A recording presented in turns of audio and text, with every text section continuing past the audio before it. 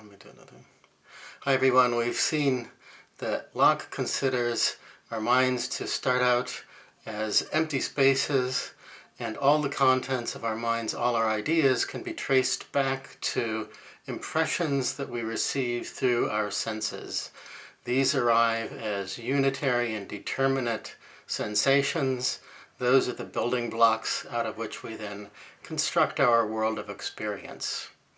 So today we want to take a look in a little more detail at what comes next in Locke, namely at his investigation about the nature of the source of those ideas. Where do these ideas that we get in our minds come from? And to explain that, Locke is going to make use of a distinction between what he calls primary qualities and secondary qualities.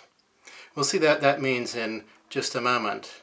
But first, notice something that Locke says about the process of sensation, and things that Locke raises questions about, things that Locke just presents and accepts without raising any questions. Locke says to discover the nature of our ideas the better, and to discourse of them intelligibly, it will be convenient to distinguish them as they are ideas or perceptions in our minds, and as they are modifications of the matter in the bodies that cause such perceptions in us. So we may not think, as perhaps is usually done, that they are exactly the images and resemblances of something inherent in the subject. Most of those of sensation, being in the mind no more the likeness of something existing without us, then the names that stand for them are the likeness of our ideas, which yet upon hearing they are apt to excite in us. Now, notice Locke says one thing here about how we get those ideas, and here you'll recall that we made a distinction between ideas of sensation and ideas of reflection. Okay? Here we're talking really just about ideas of sensation, which is the ultimate source of all contents of the mind for Locke. And he has a very mechanistic notion of how this happens. There's a material world outside of us, okay, that somehow acts on our sensory organs, okay, that excites those ideas in our minds that we experience as conscious sensations.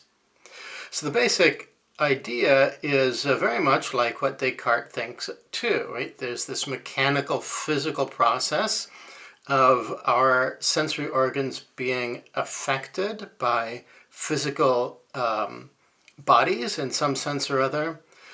This results in some kind of a mechanical connection, which then results in our conscious experience. Now this, of course, was a question for Descartes. How does this exactly result in our conscious experience? And we saw that Descartes had no real answer for this other than to want to insist that the nature of consciousness is something fundamentally different from the nature of unconscious material things. And so he posited this sort of magical occurrence happening in the pineal gland in the brain. Locke doesn't worry about those things. Okay? He accepts this kind of mechanistic view of physical impacts upon our sense organs resulting in conscious sensations. Okay? Whether consciousness is something immaterial or not, okay, Locke's not really going to worry about that too much. Now, notice in this passage that there's another thing that Locke says that we can see there's a hints of this same thing in Descartes as well, and this is going to be the root of what the distinction that Locke's going to make, a distinction that Descartes doesn't have, between primary and secondary qualities. So Locke notes that we may ordinarily just think that and act as if things in the world appear to us in our own minds, just as they exist in and of themselves independently from our minds. So if I look at an apple and I see that it has a certain shape, it has a certain scent, it has a certain red color, all of those things I attribute to that object, and I think they are properties that are in the object They're there in the object itself, regardless of whether or not I perceive them. And furthermore, I might be inclined to think, or at least act this way, as if those ideas that I have in my mind, the idea of the apple's shape, of its weight, of its color, of its scent, those are ideas in my mind resemble the object in itself. They're really there apart from my mind in the apple. So the ideas are resemblances of those things. And for everyday interactions, it's perfectly good to operate on that kind of an assumption, right? Because we all agree that the apple is red. We all agree about its scent to the extent that we can speak about that, right? So we can verify with one another that we're perceiving things in the same way, right? So that suggests that there's something that's independent from our minds that has certain properties. So now this has a term that Locke doesn't use, but it's generally called in philosophy naive realism. So realism can mean different things in different contexts. In this context, realism means that the things that we perceive, the things that exist independent as objects independently of our conscious awareness, they really are the way that they seem to be to us in the ideas that we have in our consciousness. That's what naive realism is called. And notice that Locke has raised questions about that. Note the last sentence in that passage that we just looked at. There, Locke says, most of those sensations being in the mind no more the likenesses of something existing without us than the names that stand for them are the likeness of our ideas, which yet, upon hearing, they are apt to excite in us. Okay, so what's Locke saying there? Well, take a word that we have, dog. Hearing the word dog may excite a certain idea, may cause a certain idea, even a certain image to pop up in your mind. That image doesn't resemble the word dog. The character, the letters to spell dog don't look like a dog in any way. And Locke says so too. Most of the sensations that we have in our minds don't actually resemble the objects that we attribute them to. So this is going to be the basis for the distinction between primary and secondary qualities. Some sensations we have do in fact resemble the external objects in and of themselves. Other sensations are in our minds, but they don't actually resemble the objects. They don't exist outside of a mind that perceives them. So there's something about these external objects that causes us to perceive certain things, to have certain sensations internally. And here again, Locke has two terms to distinguish these things. These are the terms ideas and powers. As Locke writes, whatsoever the mind perceives in itself or is the immediate object of perception, thought, or understanding, that I call idea. And the power to produce any idea in our mind, I call quality of the subject wherein that power is. So objects outside of us have what Locke calls powers that can affect us. Those powers can cause ideas in our mind. Now you might remember that this notion of a power was one of those, itself was one of those qualities, a quality that Locke said that we perceive both by sensation and by reflection, one of those that we perceive by both. He illustrates this with the example of a snowball. We look at a snowball. The snowball gives us the ideas round, cold, white. There are powers in that snowball, in that material object, that provoke those particular sensations in our minds. So the two terms here are qualities. Those are what the powers are, the powers in material objects to produce ideas somehow or other, and ideas, what our representations in the mind, our subjective experience of those qualities of objects is, that's what Locke is going to call ideas. Now those qualities in the objects, Locke is going to distinguish into two different sorts, primary and secondary.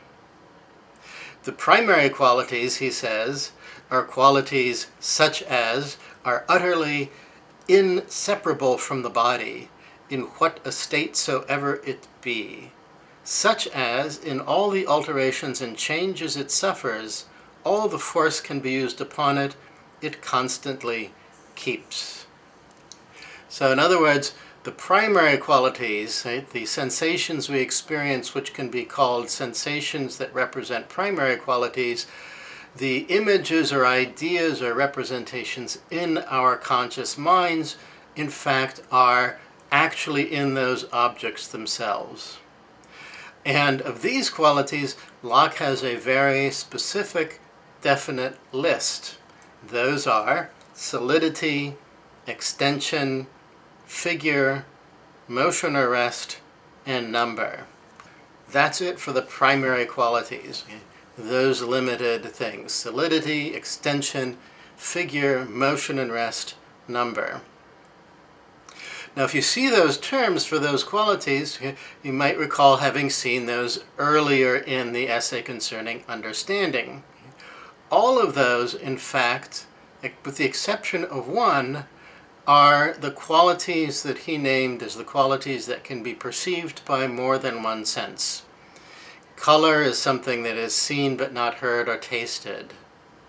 An odor is something that is smelled, but not felt and not heard, and so on.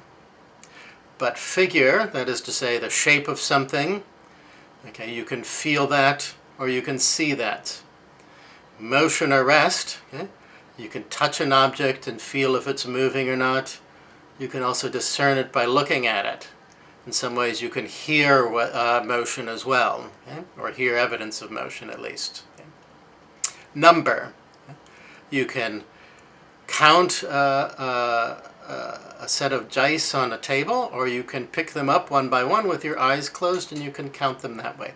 So these are all qualities that can be perceived by multiple senses.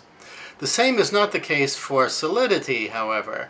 Solidity, that one quality that was a quality perceived by one sense alone, namely touch, that Locke spent so much time on. In fact, he devoted an entire chapter to solidity.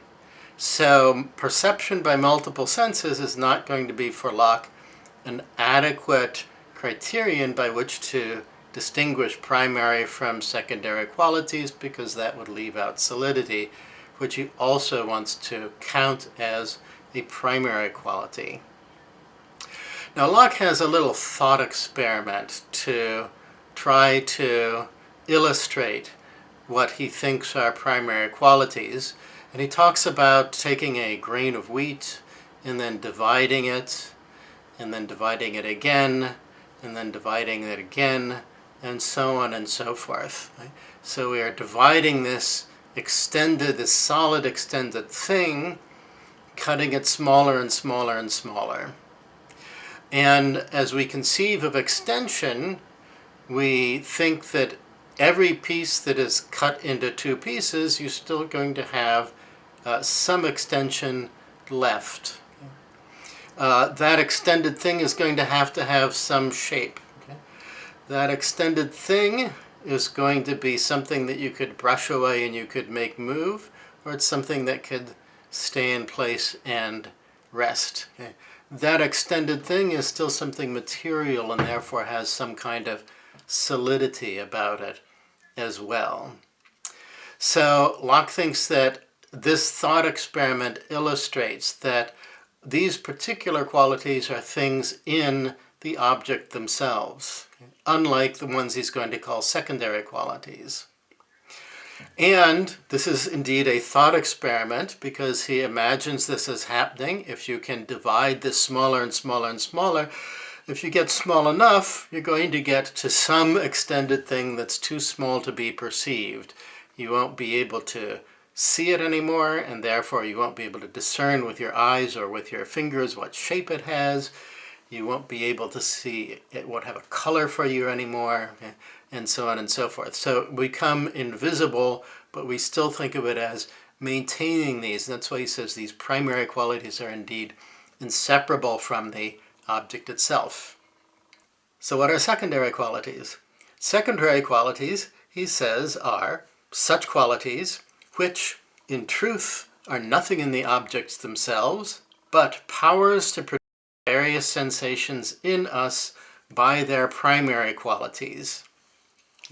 So these are simply powers that the snowball and other material objects in the world have to act upon us and to produce sensations in us. But the sensations that they produce in us in no way resemble the things themselves. And there is no list of secondary qualities. These are countless. All of the colors, all of the smells, all of the tastes, all of the textures, all of the things that we perceive by a single sense, with the exception of solidity, all of these things are secondary qualities. And Locke has already said that we have names for only a limited number of those, right? Because the variety of secondary qualities is virtually countless. We don't have names for all of them. We have names for some of them to allow us to communicate about them and to build up a common world of experience, but not for all of them. So how do they get in our minds? Okay, well, they must be caused by something that's really there, since the secondary qualities only exist in our conscious minds. They don't exist in the things themselves. And what does that mean? That means, what he calls the bulk, figure, texture, and motion of the insensible parts, as those we experience as colors, sounds, tastes, and so forth. So the primary qualities that really exist in things, at an insensible level, that's right, we don't actually perceive what we might call coldness from the snowball, or something that's going to cause coldness entering our fingers. Okay? We don't perceive whiteness moving through the air towards our eyes. So those particles that cause this in us must be insensible. But again, Locke thinks of this as essentially a mechanical process. So he thinks there's some actual motion, maybe some sort of emanation from the material objects, okay, that then affects our sensory organs, okay, and this motion, this effect on our sensory organs, is going to then cause a conscious sensation. Our mind interprets that in some way. So this, again, is something that our mind does. It's not something that the objects do. Our mind causes us to see certain colors, smell certain odors, and so forth. By what mechanism, Locke doesn't investigate any further, although he's convinced, and he doesn't raise any questions about this being a material mechanical process that results in those inner experiences. So what else does the mind do with all of those sensations? With the primary and secondary qualities that we perceive as ideas? It builds those into a world of experience. And we'll consider a little bit further how Locke treats that next time. So until then.